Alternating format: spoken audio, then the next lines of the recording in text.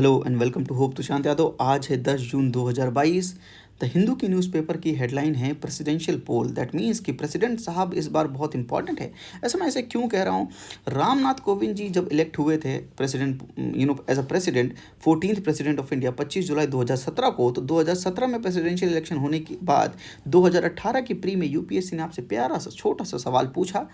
इसलिए मैं आपसे कह रहा हूँ कि जब 2022 में इलेक्शन हो सकते हैं तो 2023 में भी प्रेसिडेंट साहब इंपॉर्टेंट हो सकते हैं। फिर लोग कहते हैं कि बैकवर्ड लिंकेज कैसे ढूंढते हैं सर, जब प्रेसिडेंशियल पोल जो है न्यूज़ में है, प्रेसिडेंट साहब के इलेक्शन होने वाले हैं, तो backward linkage is president himself. Constitutional post जो प्रेसिडेंट की है वही इंपॉर्टेंट हो जाती है। Constitutional provision regarding the president is important. तो 2023 में प्रेसिडेंट साहब इंपॉर्टेंट होंगे, वैसे भी इंपॉर्टेंट होते हैं, इस बार और ज़्यादा इंपॉर्टेंट होंगे। इस क्वेश्चन पर हम थोड़ी देर में आएंगे। साथ में प्रेसिडेंशियल पोल होने वाले हैं तो उसके आगे की थोड़ी सी बातें जान लेते हैं, इसके बैकवर्ड लिंकेज के बारे में हम जान लेते हैं। मैं यहाँ पर आपको न्यूज़ नहीं बता रहा, मैं आपको पढ़ने का तरीका समझा रहा हूँ, किस तरह से आप क्रिस्प नोट्स बना सकते हैं और किस तरह से आप बैकवर्ड लिंकेज डेवलप करके चीज़ों को होलसम मैनर में पढ़ सकते हैं। न्यूज़पेपर से नोट्स कैसे बनाएं मैं बताता हूँ आपको। Presidential poll schedule for July 18, तो 15 जून को नोटिफिकेशन, 21 जुलाई तक काउंटिंग हो जाएगी और हमारे प्रेसिडेंट साहब आ जाएंगे। ठीक है, प्रेसिडेंट के इलेक्शन में पार्ट कौन लेता है? इलेक्टेड जो एमपीज़ होते हैं और इलेक्टेड जो एमएलएज होते हैं वो पार्ट लेते हैं। साथ में इनका जो इलेक्शन होता है इनडायरेक्ट इलेक्शन है, सीक्रेट बैलेट सिलेक्शन होता है, विप जारी नहीं किया जाता है, बाकी बहुत सी चीज़ें हैं जो कि as a backward linkage important होती हैं। तो चलिए मैं आपको एक एक करके बता देता हूँ। राइटिंग के लिए मुझे माफ़ कीजिएगा, लेकिन इंपॉर्टेंट पॉइंट्स जो हैं वो जो मैं आपको एक लॉजिक समझाने वाला हूँ उस पर ध्यान दीजिएगा। तो पार्ट 5 यूनियन में आते हैं प्रेसिडेंट साहब। एग्जीक्यूटिव के अंदर एग्जीक्यूटिव 52 आर्टिकल 52 से 78 के बीच में दिया गया है, जिसमें president, vice president, council of minister, attorney general की बात की गई है। These are the executive of the central government. और प्रेसिडेंट के बारे में अगर बात करें तो all executive power of the union is vested in the president. Chief commander होता है आर्म फोर्सेस का। मैनर ऑफ इलेक्शन की बात करें तो system of proportional representation system को फॉलो करते हैं एंड सिंगल ट्रांसफरेबल वोटिंग होती है। सीक्रेट बैलेट होता है, इसलिए विप इशू नहीं किया जाता। विप इशू नहीं किया जाता, that is important because of the secret ballot. अगर कोई चीज़ सीक्रेट बैलेट है तो विप इशू करके करोगे भी क्या, वो तो सीक्रेट है, पता ही नहीं चलेगा। लॉजिक समझ गए। एमपीज इलेक्टेड एंड जो इलेक्टेड एमएलएज होते हैं वही पार्ट करते हैं 28 स्टेट्स के, और 2 यूनियन टेरिटरी के भी करते हैं, दिल्ली एंड पुडुचेरी। और इनको करने के लिए क्या किया गया? एक कॉन्स्टिट्यूशनल अमेंडमेंट किया गया 70th कॉन्स्टिट्यूशनल अमेंडमेंट 1992 में। तब जाकर हमने दिल्ली और पुडुचेरी को ये राइट दिया कि आप भी प्रेसिडेंशियल इलेक्शन में पार्ट ले सकते हैं, क्योंकि इनके पास भी जाहिर सी बात है लेजिस्लेटिव असेंबली है, तो ये पार्ट ले सकते हैं। और इन्होंने पार्ट लेना शुरू किया 1997 से। तो 28 स्टेट्स तो पार्ट लेते हैं, साथ में 2 यूनियन टेरिटरीज भी पार्ट लेती हैं, दिल्ली एंड पुडुचेरी की।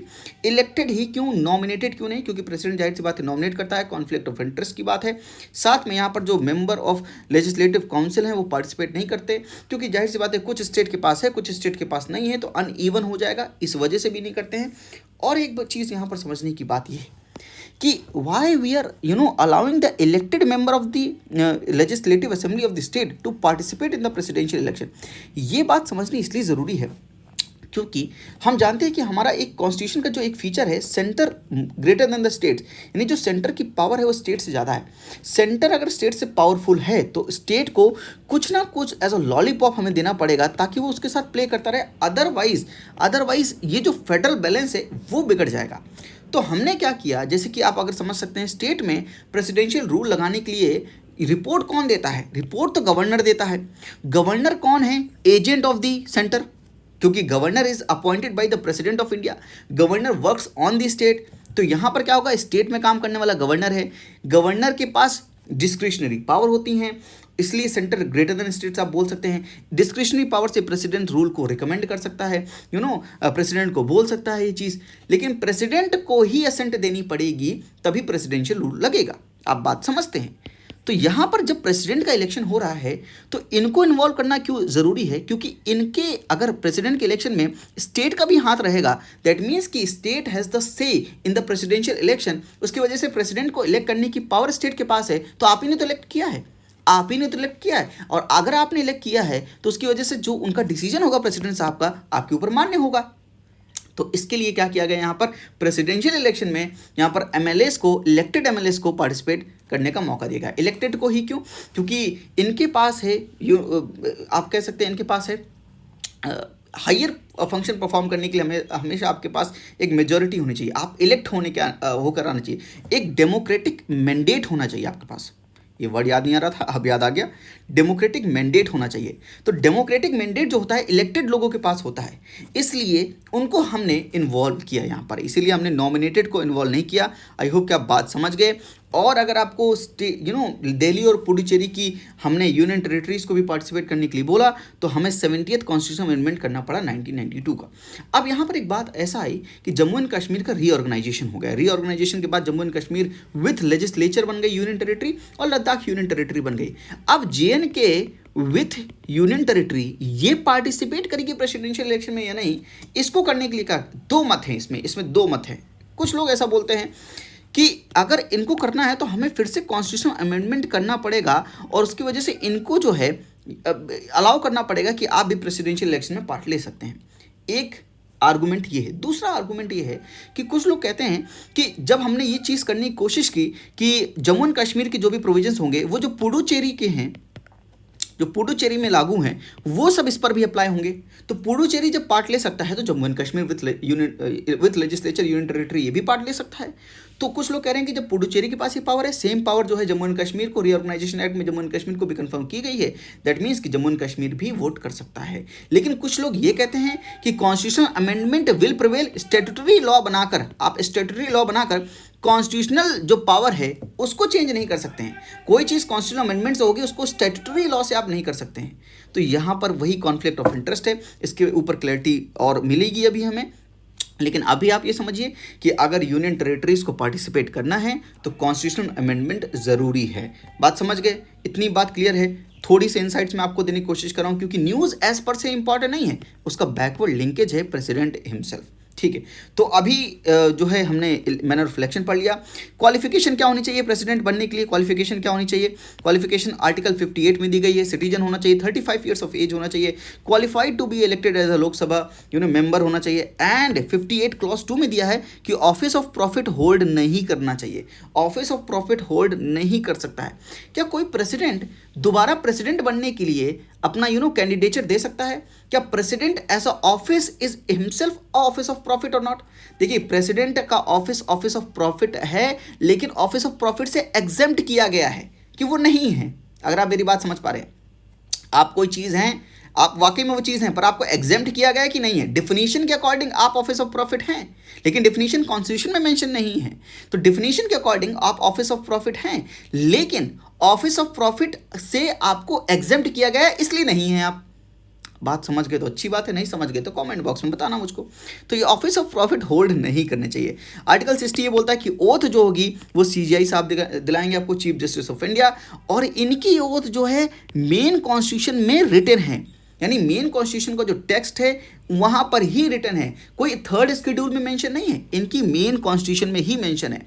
और ये जब ओथ लेते हैं, ये प्रोटेक्ट करते हैं कॉन्स्टिट्यूशन को। तो इनकी ओथ कुछ ऐसी होती है कि I so and so that I will faithfully execute the office of the president or discharge the function of the president of India and will to the best of my ability preserve, protect and defend the constitution of the law and the law।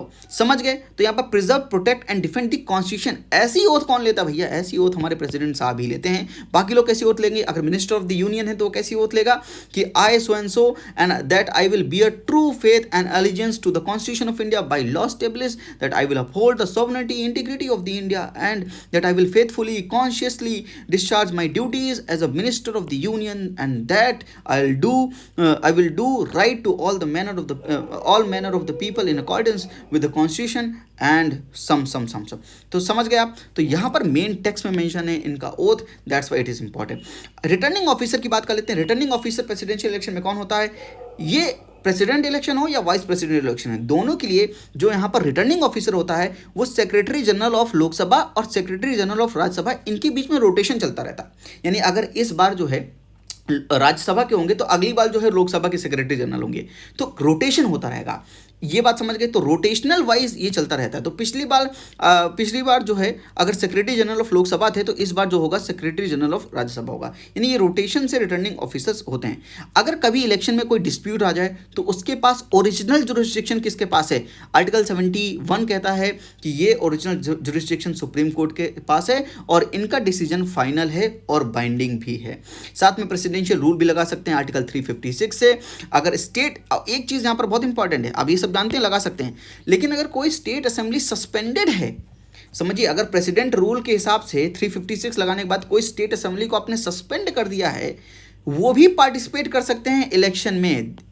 They can participate in the election. Suspended है तो भी election में participate कर सकते हैं, लेकिन dissolve है तो कैसे ही करेंगे, समझ गए। तो आर्टिकल 356 के अंदर प्रेसिडेंट रूल लगा दिया, स्टेट असेंबली सस्पेंडेड है तो फिर भी वो पार्टिसिपेट कर सकते हैं। एग्जाम्पल राजस्थान बिहार में ऐसा हुआ है, तो ये इंपॉर्टेंट है, याद रखिएगा।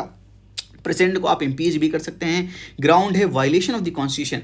वायलेशन ऑफ द कॉन्स्टिट्यूशन का मतलब क्या है ये डिफाइन नहीं है, पर वायलेशन ऑफ द कॉन्स्टिट्यूशन ये टेक्स्ट ये टर्म मेंशन है कॉन्स्टिट्यूशन में, और इनको अगर इम्पीच करना है तो हाईएस्ट मेजॉरिटी लगती है 2/3 जो है total membership of the house, जो भी total membership of the house होगी उसका 2/3 जो है ये लगेगा। इतनी मेजॉरिटी चाहिए अगर प्रेसिडेंट को आपको इम्पीच करना है।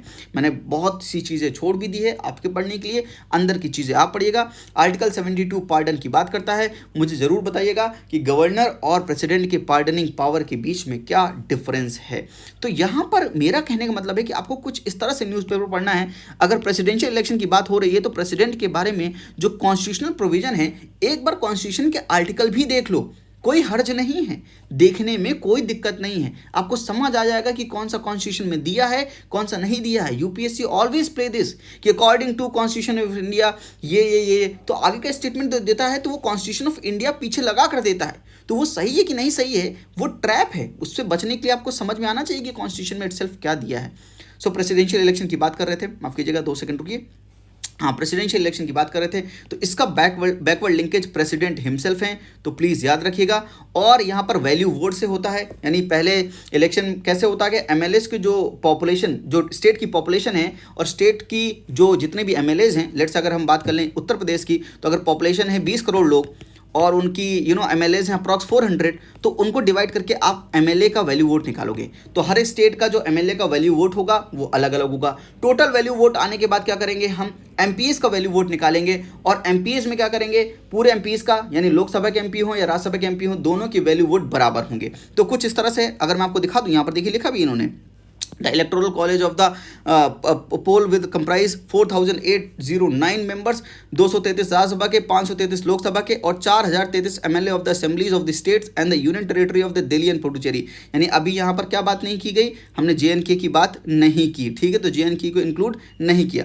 The total value of the votes will be इतना 10 lakh something, 5,43,200 for the MPs और 700 वोट्स ऑफ ईच, यानी जितने भी 5,4,3,200 आया है इसको आप टोटल एमपी से, यानी कितने एमपी है 543 प्लस 233, इनसे अगर आप डिवाइड कर दे तो अप्रॉक्स 700 आती है वैल्यू वोट। क्योंकि हम यहाँ पर नॉमिनेटेड मेंबर नहीं लेते हैं इसलिए 233 ले रहे हैं राज्यसभा में, समझ गए, और यहाँ पर एंग्लो इंडियंस का तो कोई काम नहीं है तो 543 ले रहे हैं। आई होप कि आप बात समझ रहे हैं। तो एक एमपी की जो वैल्यू वोट निकल के आती है वो आती है 700 वोट्स। तो एमपी राज्यसभा का हो या लोकसभा को हो उसकी वैल्यू वोट कितनी है, 700 है।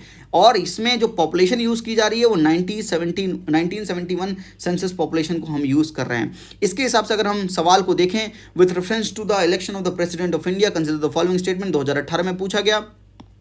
The value vote of the each MLA varies from the state to state, एकदम करेक्ट स्टेटमेंट है। The value vote of the MPs of the लोक सभा is more than the value of the vote of the MPs of the Rajya Sabha, ये गलत statement है क्योंकि दोनों की वैल्यू वोट बराबर होती है। 700 इसकी भी है, 700 उसकी भी है। हाँ, थोड़ा सा पढ़ने में कन्फ्यूजन जरूर हो सकता है एग्जामिनेशन हॉल में कि MPs कलेक्टिव MPs की बात कर रहे हैं क्या, कि अगर एक की 700 है तो अगर टोटल हम बात करें MPs ऑफ द लोकसभा की तो 543 इंटू 700, और अगर लोकसभा की राज्यसभा की बात करें तो 245 इंटू 700, तो क्या ऐसा बोलने की कोशिश कर रहा है? तब तो मोर है।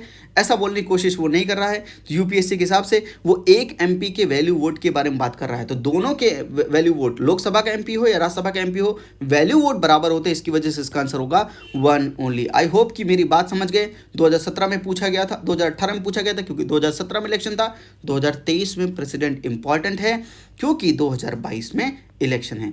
इस हिसाब से बैकवर्ड लिंकेज देखते हैं, इस हिसाब से आप रिवीजन करते हो चीज़ों का। जो भी न्यूज़ में है उसको तुरंत खोलो, तुरंत पीछे के बैकवर्ड लिंकेज पर डालो। रिवाइज होती रहेंगी चीज़ें, इंपॉर्टेंट चीज़ें आपके दिमाग में हमेशा रहेंगी।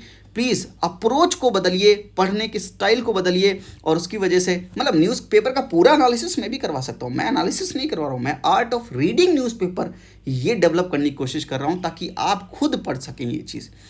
तो अच्छी लगी वीडियो तो लाइक ज़रूर कर दीजिएगा एंड कमेंट में अपना क्वेश्चन का आंसर ज़रूर दीजिएगा जो मैंने आपसे पूछा है पार्टिंग पावर के बारे में, और अपना फीडबैक भी ज़रूर दीजिएगा। आज के लिए इतना ही। थैंक यू, नमस्ते, जय हिंद।